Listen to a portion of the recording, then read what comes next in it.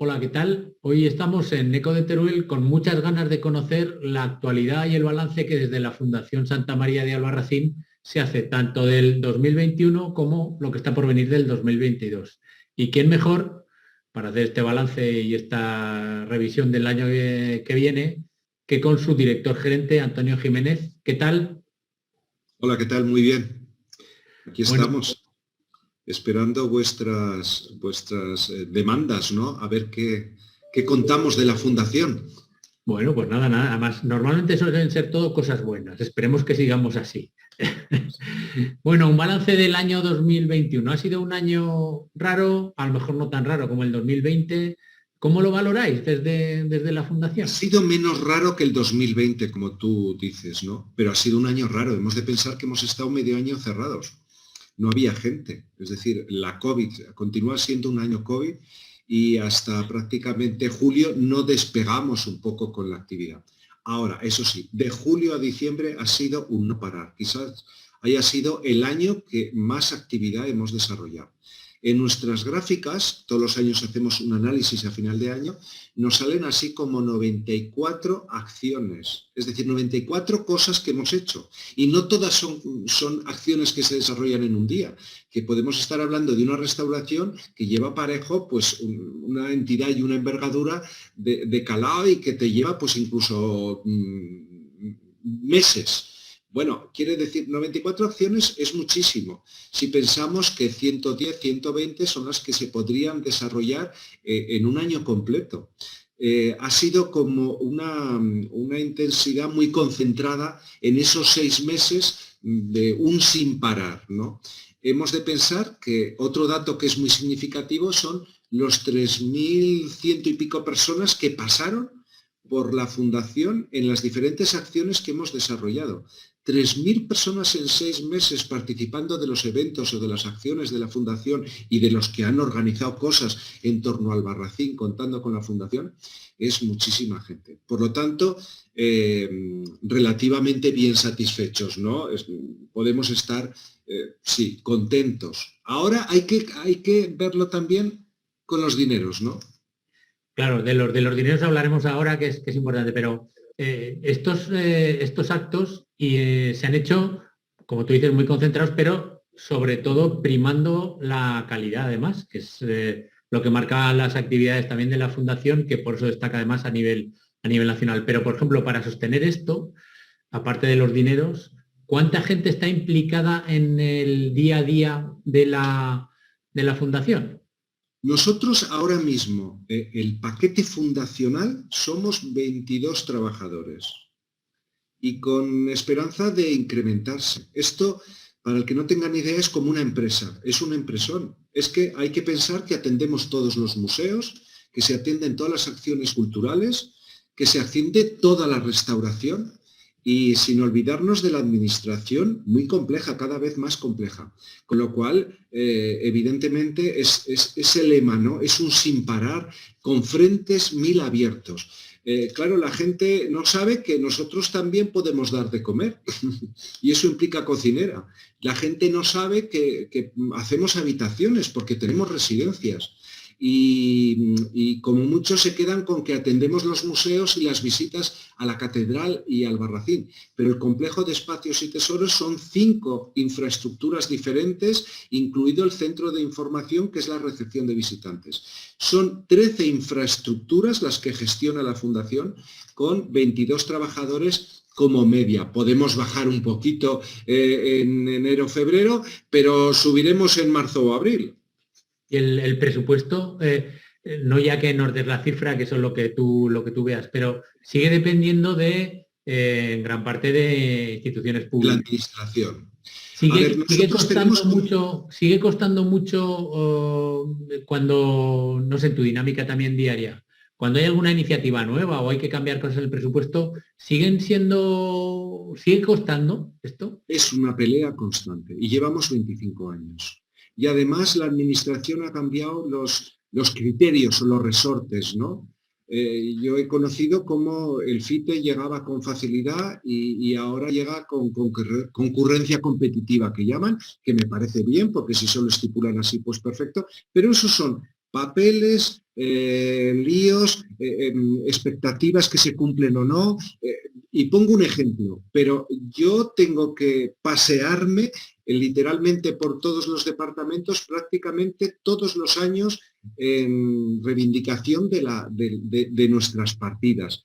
Prácticamente. Es verdad que nada tiene que ver esta situación actual con la que teníamos hace 15 años. ¿Por qué? Pues porque no teníamos la madurez. Hoy la fundación es conocida y se atiende al otro lado. Se nos respeta, se nos valora y puede resultar más fácil. Pero eso no implica que todos los años haya que abrir y haya que cerrar y haya que comenzar de cero. Y eso la gente no lo sabe. Es decir, a nosotros nadie nos garantiza que el funcionamiento de este año 22 a fecha de hoy lo tengamos ya garantizado hasta diciembre. Eso no está garantizado, lo tienes que trabajar. Y digo eso pensando que el sistema de financiación de la Fundación es complejo. En primer lugar, porque depende, como decimos, de las administraciones, muy importante, el Gobierno de Aragón, la consejera de vicepresidencia, esa consejería siempre ha sido vicepresidencia y consejería de presidencia, ha sido siempre un poco los hitos fundamentales. Ahora es Maite Pérez, ¿vale? Bueno, pues esa administración es clave, pero hay que llamar a los ministerios, a diferentes ministerios, a ver si se logra algo, ¿vale? Diputación provincial, que también es patrona y también suelta algo, y así sucesivamente. Yo digo que paso brillo a la bandeja todos los años para ver qué rascas por aquí y por allá. Administración, pero no solamente la administración, y lo que nosotros generamos. Por eso yo creo que una de las singularidades de estas herramientas que son ejemplares es precisamente el compartir el esfuerzo público, privado y la autogeneración de recursos. Los museos producen, las visitas producen y todo eso contribuye a que la fundación sea más viable todavía, ¿no? Hemos de pensar las residencias, los congresos, los museos, todo eso es verdad, no es muy caro, es abarracín y bueno, pues todo eso contribuye a sujetar en mayor medida el estatus de la fundación. Pero digo que todo el 1 de enero hay que volver a empezar con una anualidad novedosa que a ver por dónde sale. Y no hay sistemas, por ejemplo, que dieran una cierta estabilidad mayor. No sé si otras fundaciones tienen ya dotado en presupuestos, FITE o en lo que fuera, una cantidad que dé una cierta estabilidad y te permita programar de otra manera.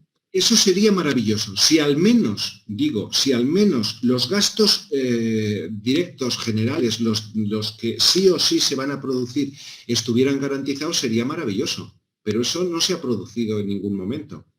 Es más, a mí me lo dijeron claramente, vamos a continuar así. Bueno, es una manera de verlo, pero bueno. Sí, bueno, es una pelea anual, así de claro. Hombre, que supongo que desgasta. Quiero decir, si bastante tienes con programar y con estar manteniendo la calidad y pendiente de avatares de virus, por ejemplo, o de cambio de personal, como para además estar pendiente de si luego la financiación en determinado programa puede llegar o no llegar y en qué plazo. Sí. Eso ha sido así durante los 25 años. La gente está confundida, se piensa que montas una fundación y que ya viene todo fluido. No. Es más, si viene fluido puede venir con una legislatura, no sé qué pasará la siguiente. Está claro. Bueno, vamos a hablar del año 22 y queremos empezar hablando del año 22 por el centro de restauración, que es un poco ahora la niña de tus ojos, porque además también es verdad que está dando mucha visibilidad y va a empezar, por ejemplo, en Teruel, en cuestiones muy visibles, muy cercanas y muy queridas a los turolenses. Cuéntanos un poco cómo se ha desarrollado, cuál es la historia y qué vais a hacer. A ver, nosotros llevamos 25 años trabajando en ámbitos de restauración. Hubo un momento en que empezamos con los cursos para técnicos en restauración.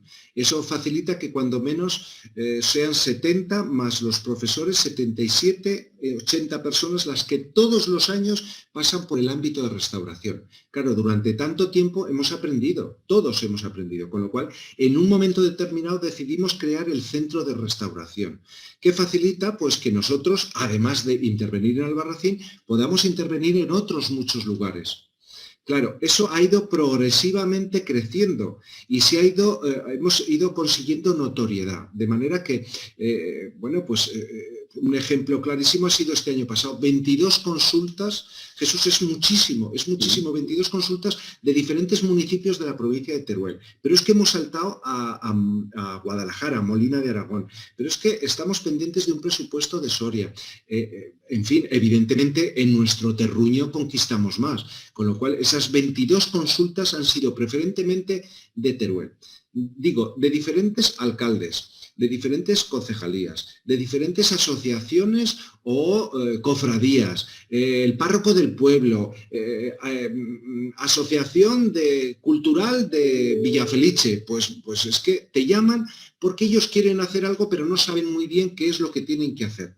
Con lo cual, eso no se resuelve solo con una llamada. Normalmente eso requiere viajes, preparar presupuestos, organizar la información, diferentes llamadas, hasta que puede acabar o no en restauraciones. La mayoría de ellas suelen acabar en restauraciones, la mayoría, pero no tienen por qué, porque la gente anda muy despistada. Y hay que recordar que todo el trámite de las autorizaciones para intervenir en patrimonio son largas y costosas. Claro, pero eso quiere decir que el año 25 que celebramos nuestro aniversario especial, pues que fue justo el año pasado, el ejercicio 21, pues podemos decir que detectamos que el centro de restauración está consolidado. Este es nuestro mayor orgullo. De momento hay 3 personas en albañilería de restauración y restauradores, pero eso se puede ir incrementando en función de las demandas. Y hay un plan general muy importante. Evidentemente, Albarracín continúa con su plan de restauración de la muralla y el entorno. El Maestrazgo, que a través de la comarca del Maestrazgo y los diferentes convenios vamos interviniendo, y la novedad de este año pasado ha sido precisamente la incorporación de Térbalis, y con ella esa incorporación a la fundación también la de los trabajos en Teruel, las fuentes y la escalinata, que es en lo que estamos ahora mismo trabajando para comenzar en cuanto pase el invierno. Ahora nos contarás también algo más de cómo son estos proyectos de restauración, pero una curiosidad que tengo desde hace mucho tiempo. ¿Te ha dejado de sorprender ya Albarracín en cuanto a riqueza, por ejemplo, con la muralla? Cada vez que nos contáis algo, nos mandáis una nota, se ven unos tramos espectaculares. ¿Ya está todo? Quiero decir, ¿te ha dejado de sorprender? ¿Hay más?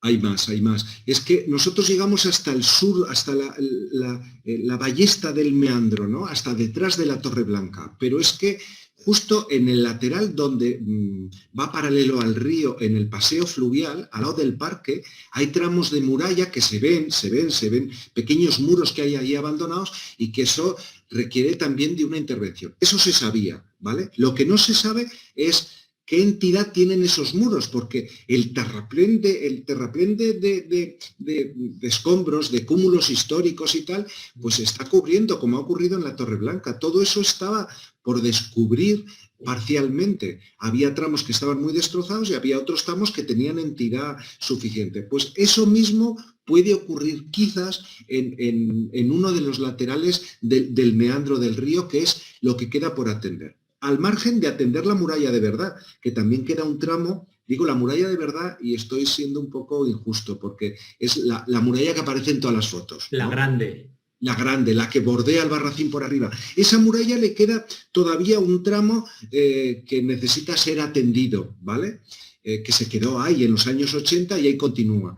A mí me encanta, cuidado, porque queda con esa dejadez del tiempo, ¿no? Ese paso por el tiempo, esa cosa no perfecta, esa cosa que la arruga del monumento, que digo yo. Eso empieza a verse y eso me parece maravilloso. Es una labor de conservación la que se necesita hacer, pero es importante hacerla si no queremos que la degradación continúe, claro.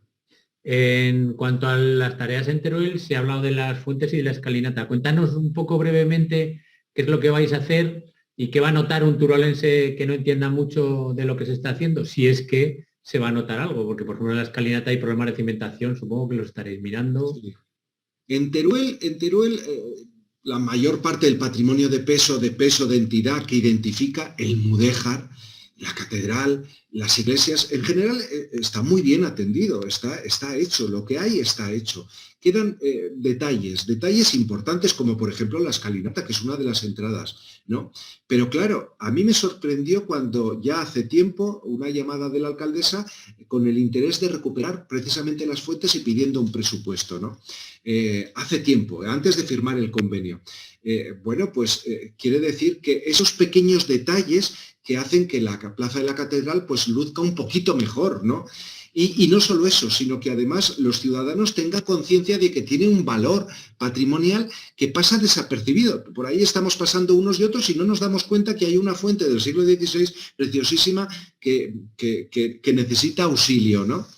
Bueno, pues esa fuente y la de los franciscanos van a ser los primeros trabajos. Y todo el mundo pregunta, ¿pero por qué no habéis empezado ya? Digo, primero porque la burocracia lleva sus trámites, el proceso no es fácil, entonces ya se han conseguido las autorizaciones, las conseguimos ahora a finales de año, pero ¿qué es lo que ocurre? Rápidamente las restauradoras me levantan la mano y me dicen, cuidado con el invierno. Las temperaturas bajas, los materiales que se emplean para la restauración suelen ser incompatibles, con lo cual sí o sí tenemos que empezar a que levante un poco la temperatura para empezar a trabajar. Y paralelamente a eso, y eso es también importante, pues descubrimos que ambos bienes está lo que se ve, lo que me decían chapa y pintura que se ve, y lo que no se ve que puede ser un problema. Y en este caso, lo que no se ve, por ejemplo, en la Fuente del Deán, es que tenía unas fugas de agua impresionantes que encharcaban parcialmente el edificio.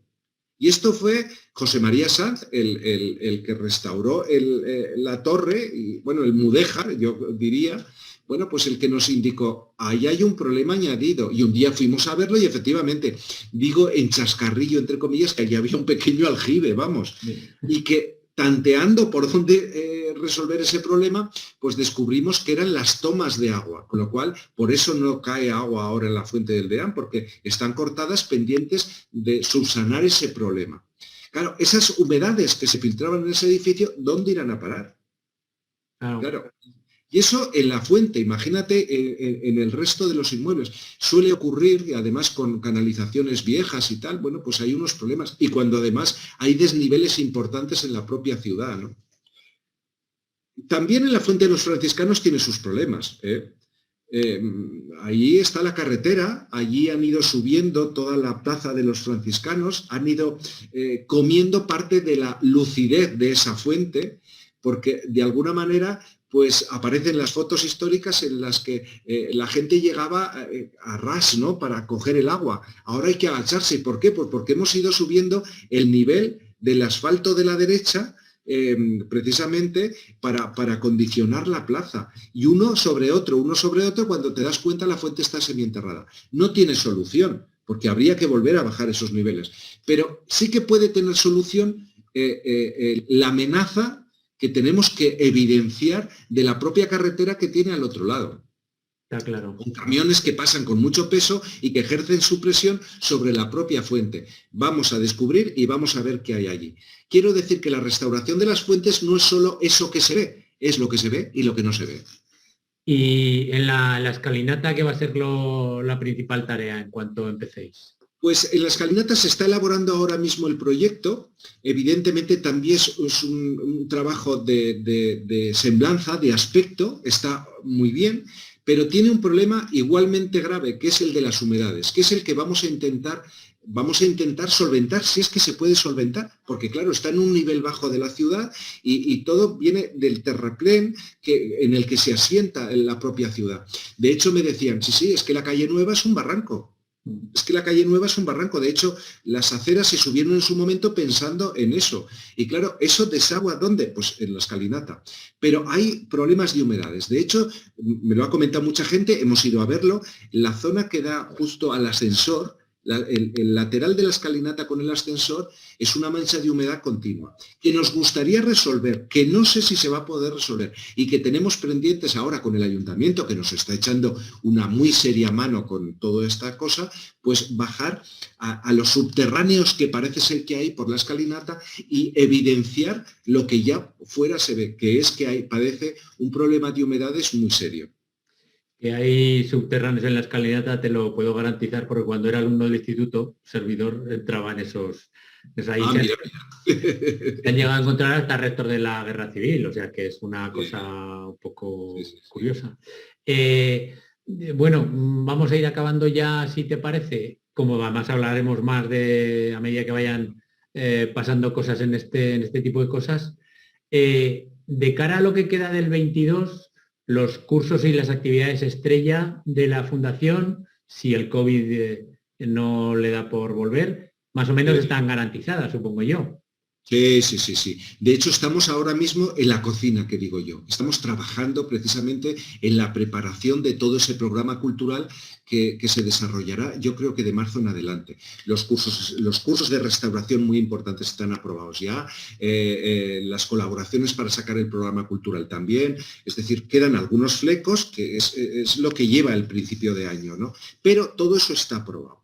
Hay que decir que además hemos amanecido con un año extraordinario, puesto que tenemos un programa europeo nuevo y además coordinado por la Fundación, con lo cual el Erasmus Plus va a ser una de las novedades.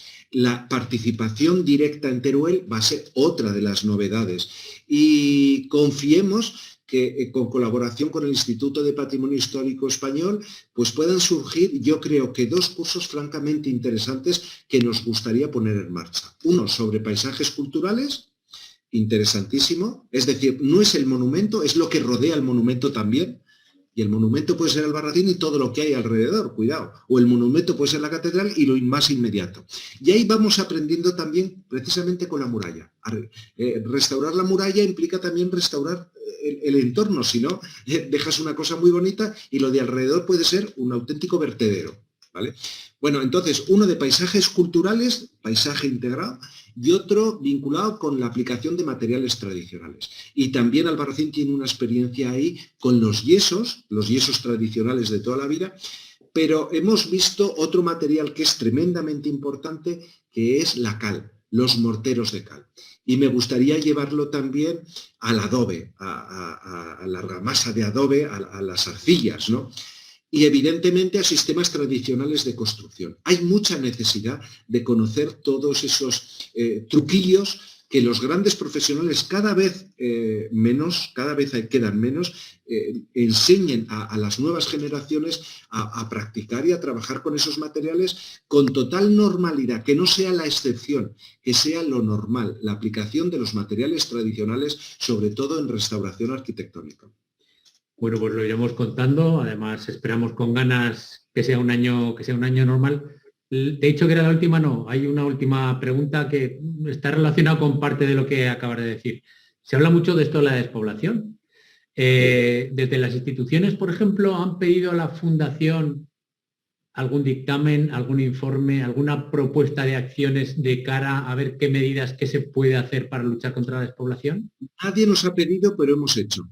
Nadie nos lo ha pedido, pero lo hemos hecho. Es más, no solo eso, sino que además, dos cuestiones. Una, evidentemente, el caso de Albarracín es un caso paradigmático de 25 años y no 30 trabajando frente a esa ruralidad brutal y aplastante con procesos demográficos que padecíamos de forma brutal. Lo normal aquí era hacer la maleta y marcharse en el año 90. Y eso lo hemos vivido todos.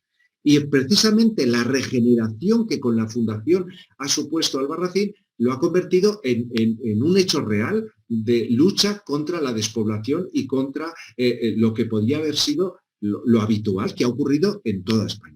Es decir, el ejemplo de Albarracín está presente. Y eso nos lo han dicho también desde el Ministerio del Reto Demográfico. El secretario general técnico me decía, cada vez que hablo de patrimonio, me sacan allá donde esté el caso paradigmático de Albarracín.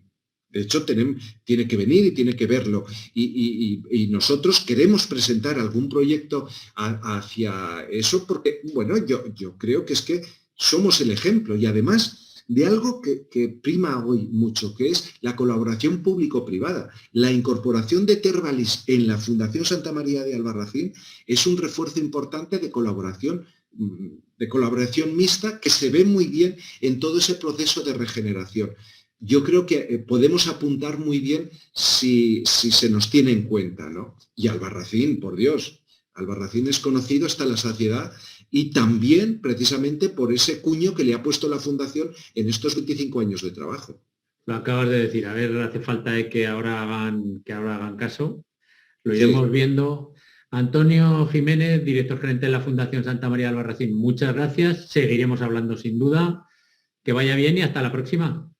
Bueno, muchísimas gracias por atender toda esa actividad frenética de la Fundación e intentar transmitirlo a los turolenses, que clarifica mucho estas entrevistas la opinión y el conocimiento de lo que se pretende hacer. Muchas gracias. Gracias a ti.